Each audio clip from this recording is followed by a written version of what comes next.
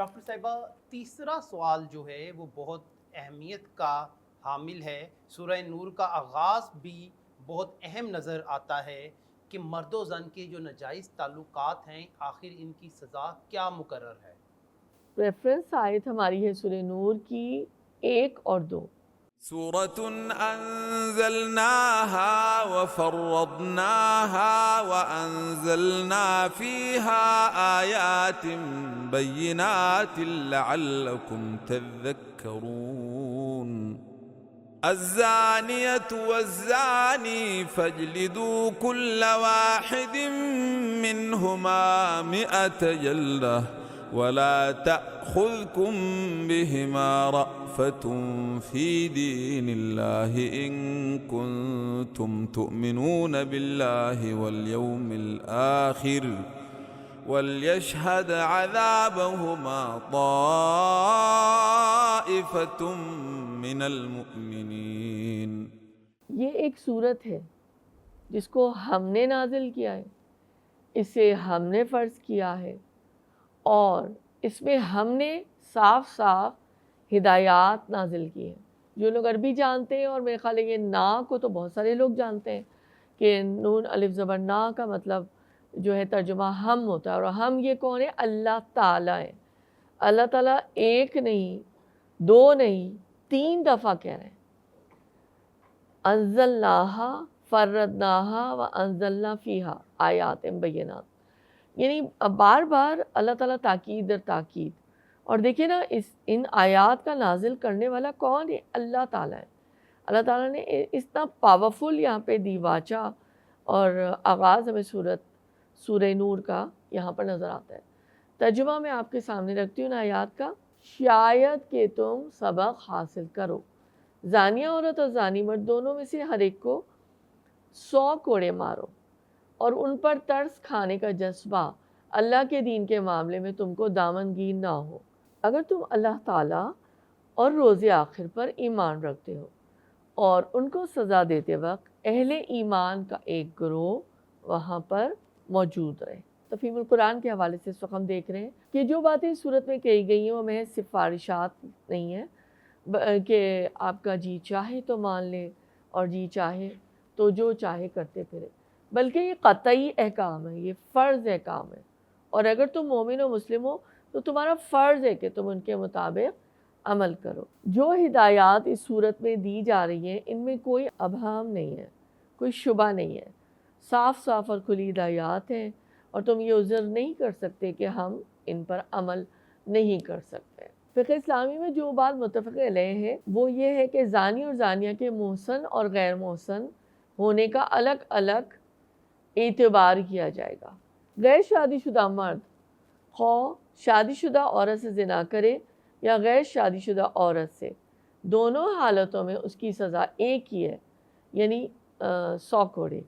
اور شادی شدہ مرد خواہ شادی شدہ عورت سے زنا کرے یا غیر شادی شدہ عورت سے، ہر 2 حالتوں میں اس کو ایک ہی سزا دی جائے گی، یعنی کہ رجم کی سزا، جو کہ ہم کو حدیث کے ذریعے سے پتہ چلتی ہے، رسول اکرم صلی اللہ علیہ وسلم کی اقوال سے پتہ چلتی ہے۔ تو یہی معاملہ پھر وائس ورسا عورت کے ساتھ بھی ہوگا کہ اگر وہ شادی شدہ ہے تو ہر حالت میں وہ ایک ہی سزا پائے گی، خواہ اس سے زنا کرنے والا مرد شادی شدہ ہے یا غیر شادی شدہ، اور باکرہ ہونے کی صورت میں بھی اس کے لیے ایک ہی سزا ہے، اس لحاظ سے کہ اس کے ساتھ زنا کرنے والا محسن ہے یا غیر محسن۔ مطلب یہی ہے کہ صرف 2 فکروں میں آپ کو یہ بات یہ واضح ہے کہ جو غیر شادی شدہ مرد یا عورت ہیں وہ جب یہ عمل کریں گے تو وہ خدا نخواستہ 100 کوڑوں کی سزا ان کو اسلامک اسٹیٹ کا اگر قیام ہو چکا ہے تو اسلامی شرعی کوڈ دے گا۔ یہ بات کی میں وضاحت بہت اچھی طرح کرنا چاہتی ہوں۔ جتنی بھی حدود ہیں، چاہے وہ ایتھیزم ہے، چاہے وہ جو بھی اور حدود ہیں جن کا ہم بار بار تذکرہ کر چکے ہیں، یا نہ وہ 100 کوڑوں کی سزا، اور جو شادی شدہ مرد یا عورت ہے تو ان کو سنسار یا رجم کی سزا، یعنی پتھر مار مار کے یہاں تک کہ وہ ان کو موت آ جائے گی۔ اب اس کے اندر پتھر بھی ہو سکتا ہے، اور کوڑے کی بھی بات کی گئی ہے، اور کوڑے کی بھی شرائط بتائی گئی ہیں۔ تو وہ مطلب مزید تفصیل جب ہم پڑھتے ہیں تو پتہ چلتا ہے. تدبر قرآن میں بھی چند جملے میں ان کے آپ کے سامنے رکھنا چاہوں گی کہ جو یہ فرما رہے ہیں مولانا امین احسن اصلاحی کہ اس صورت میں جو تنبیہات کی گئی ہیں، جو کچھ روکا گیا ہے، کچھ سٹاپس لگائے گئے ہیں، وہ اس وجہ سے ہے کہ خاندان اور معاشرہ ان تعزیرات اور حدود سے متعلق جو احکام ہے اس حوالے سے اللہ کے عذاب سے بچ جائیں. یعنی کہ اللہ کا فضل یہ ہوگا نا کہ اگر کوئی سچی توبہ کر لیتا ہے اور اسلامک اسٹیٹ ہمارے پاس ہے اور حدود کا قیام ہو چکا ہے، ظاہر یہ فرد یہ سزا نہیں دے سکتا جہاں بھی حدود کا معاملہ ہے، تو پھر ایک معاشرہ جو ہے نا وہ ایک پاک ہوتا جائے گا ان ٹاکسنز سے، ٹاکسنز اور ان ٹاکسک لوگوں سے. یہ اس کی ساری حکمتیں ہم اس پہ پہلے بھی بات کر چکے ہیں. حضرت ابو ہریرہ رضی اللہ تعالیٰ عنہ نے بیان کیا کہ رسول اکرم صلی اللہ علیہ وآلہ وسلم کے پاس ایک صاحب آئے. رسول اللہ صلی اللہ علیہ وآلہ وسلم اس وقت مسجد میں بیٹھے ہوئے تھے. انہوں نے آواز دی، یا رسول اللہ صلی اللہ علیہ وآلہ وسلم، میں نے زنا کیا ہے.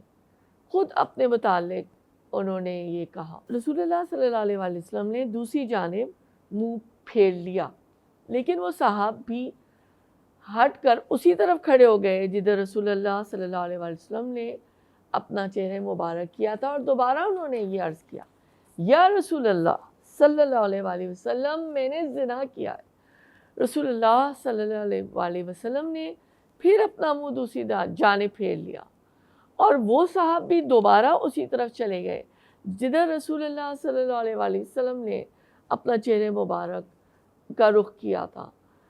اور پھر رسول اکرم صلی اللہ علیہ وسلم نے فرمایا کہ کیا تم پاگل ہو؟ اس صاحب نے کہا نہیں. رسول اللہ صلی اللہ علیہ وسلم نے پوچھا کہ کیا تم نے شادی کر لی ہے؟